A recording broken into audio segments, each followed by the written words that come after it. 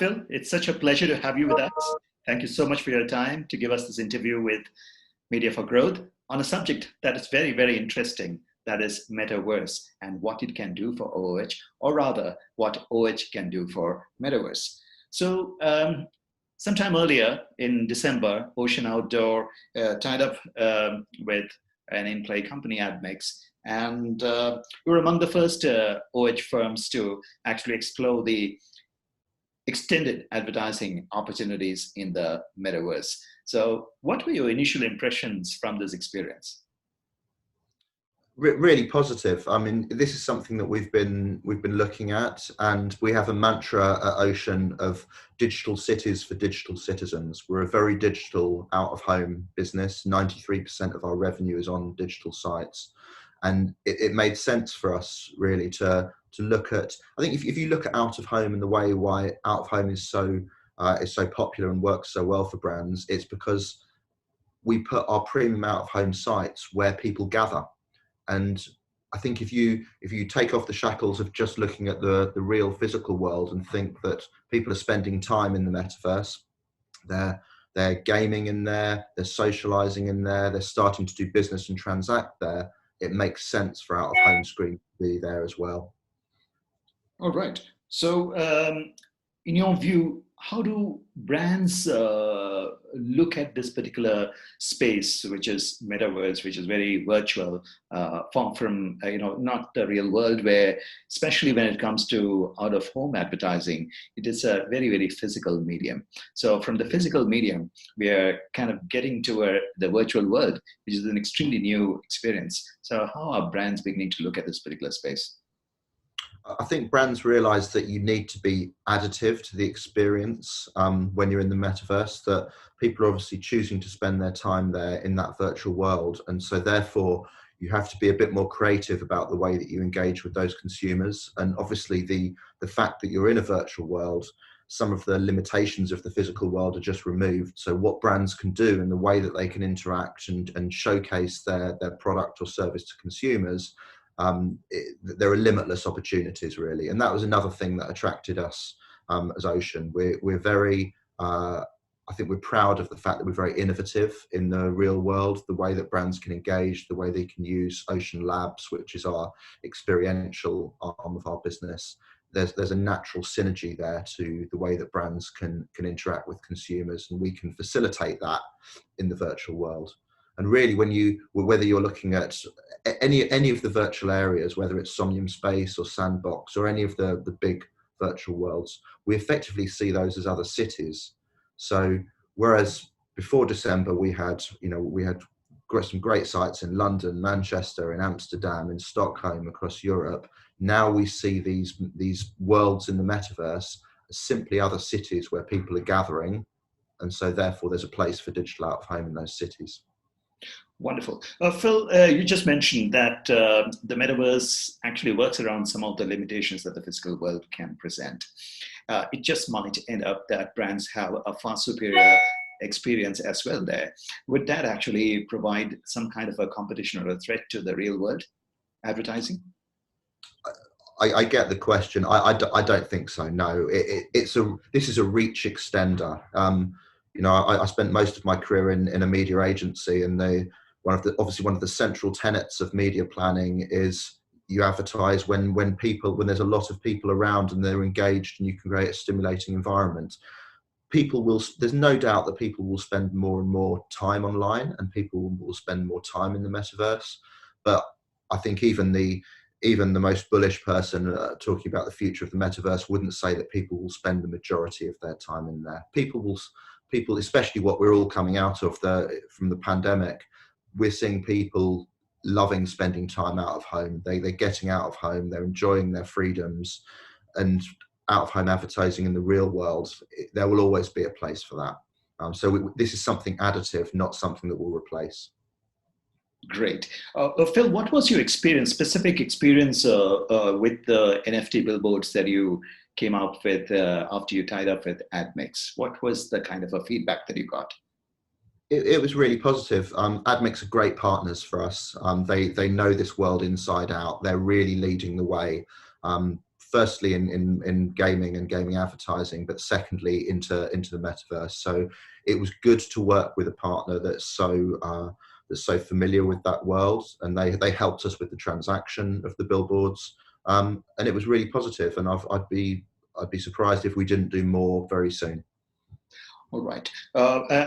Admix, if I got that right, predominantly has a lot of gaming followers out there, and of course that band of gamers is definitely increasing, and that might just be attractive for a lot of brands to reach out to them.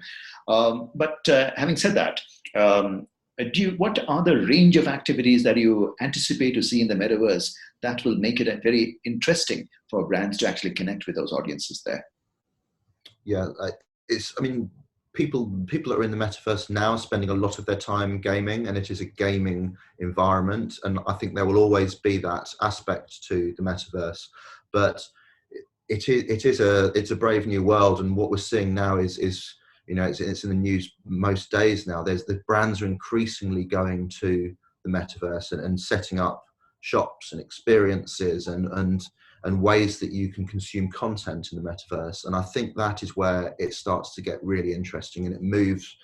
Gaming is obviously a huge segment and a huge way that people spend their leisure time, but it's only one thing. And I think what you're seeing now in the metaverse is an expansion, and there'll be all of the commerce that you see in the real world will also be available in the metaverse as well.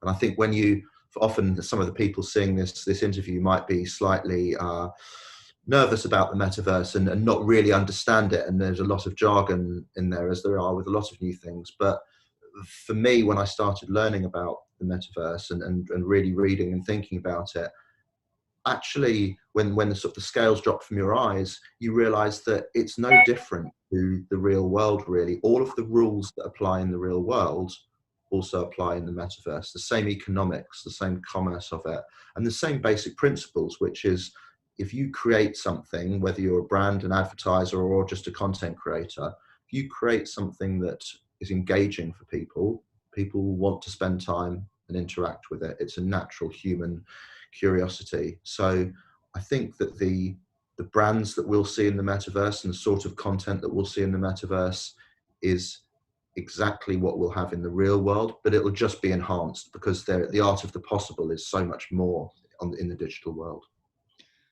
Super. Phil, when you look at the metaverse and you are connecting that with your real world advertising, more particularly with regard to the digital out-of-home advertising that happens in London and all of the other cities where Ocean Outdoor does business.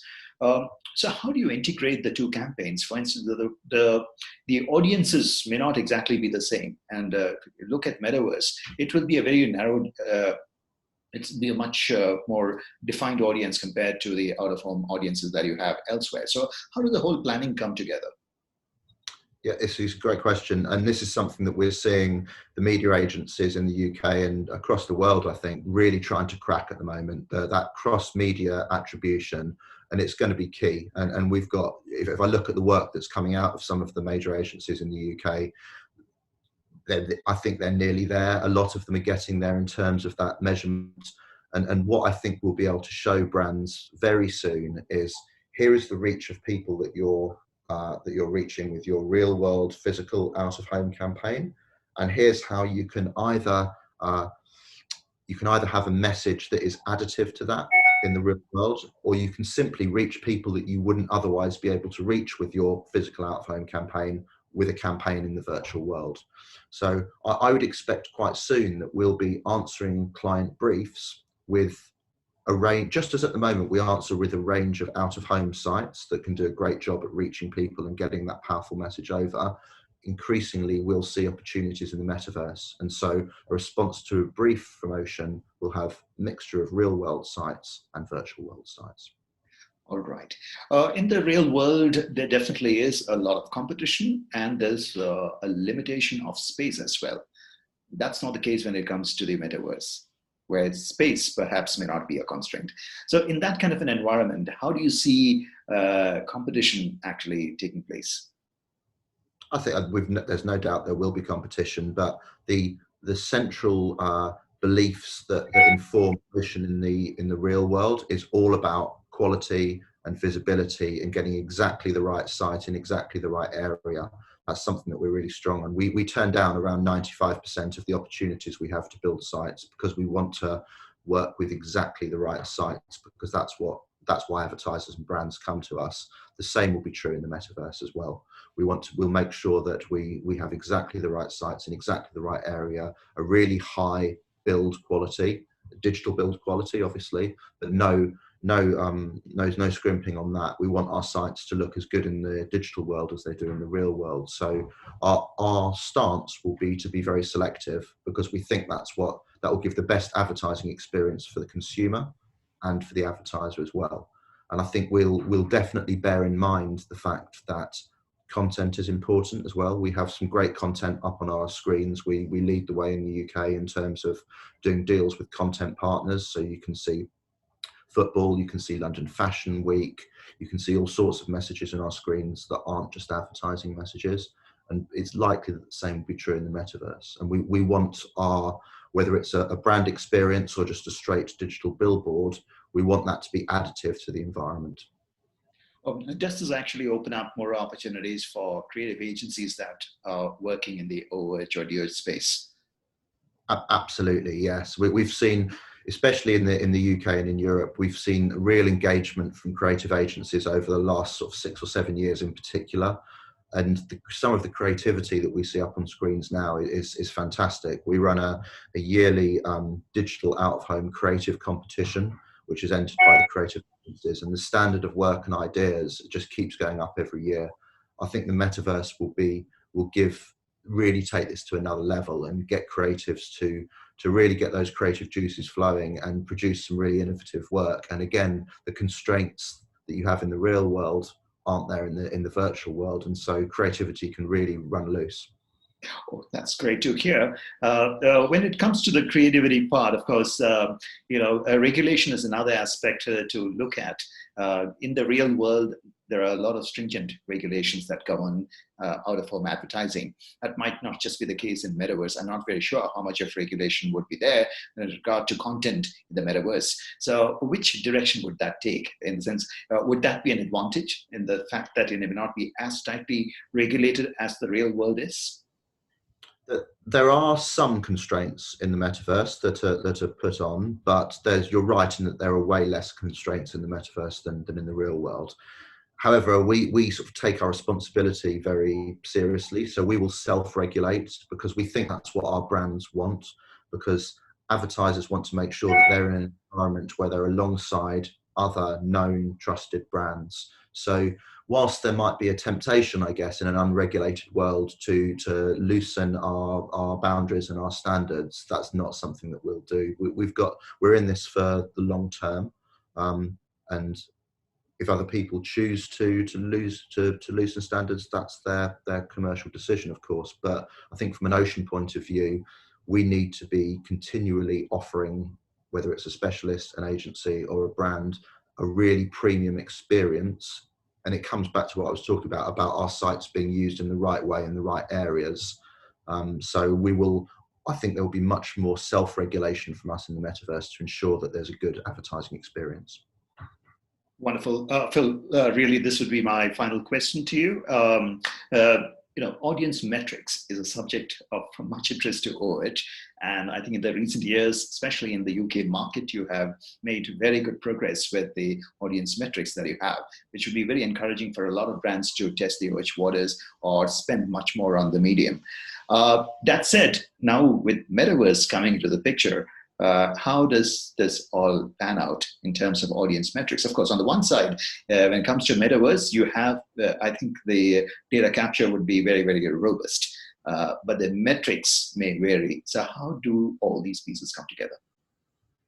Yep, I think that comes back to the question about how the agencies are tracking online and offline behavior and metrics. And I really think it's important that this work is and can be done by the agencies. It's very tempting for us to mark our own homework and to talk about what we can reach and how we can reach people, and we will do that because that's part of the sell.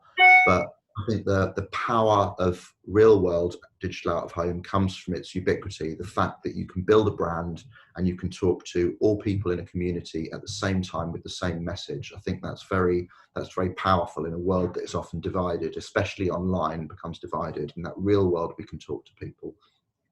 In the digital world, as you say, there is much more tracking. You can be much more sure about that person you're reaching. But really, it's a meshing of those two data sets. And I think that the work being done by agencies where they're looking not just at out of home measurement, but across the piece. So they're working out what somebody is seeing on TV and then what somebody will see in the out of home world, what radio station they'll listen to, what newspaper they might read, what their online behavior is like. That then provides a client with a holistic plan. And I'm really, really confident that that will actually lead to better measurement for out of home, more robust measurement. And we working in this industry, we know that we've got a really powerful medium.